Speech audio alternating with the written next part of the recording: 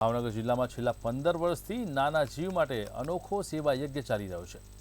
ત્રંબક ગામની બહેનો દ્વારા છેલ્લા 15 દિવસમાં 310 મણ કીડિયારું તૈયાર કરાયું છે। જ્યારે અનુસાર 10 મણ કીડિયારાની કરી હતી, પરંતુ ભાવનગર ડાયમંડ માર્કેટમાં સહયોગથી 310 મણ કીડિયારું તૈયાર કરાયું છે।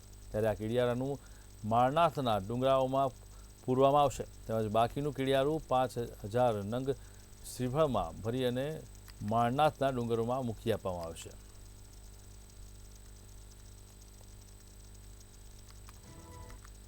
ત્રંબક ગામના બહેનો કીડિયારું સોળીએ છીએ અને કીડિયારું અમે હંધે વેરવા જઈએ છીએ કીડિયુંને, અને એ અમારું દાન થાય છે, પુણ્ય કરીએ છીએ અમે। અચ્છા, કેવી રીતે તમે બનાવવામાં આવે છે અને શું કોઈ છે?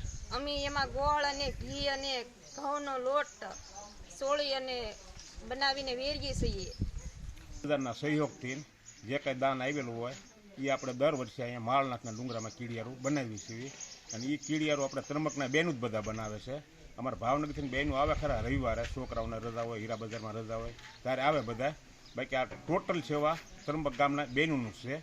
અને ઓણનું જે છે એ 200 મણ ઘઉં છે, 100 મણ ગોળ છે, 200 કિલો ઘી છે। ત્રંબક ગામમાં બાપા સીતારામની મઢુલ ત્યાં બનાવીએ છીએ અને માળનાથના ડુંગરામાં વેરવા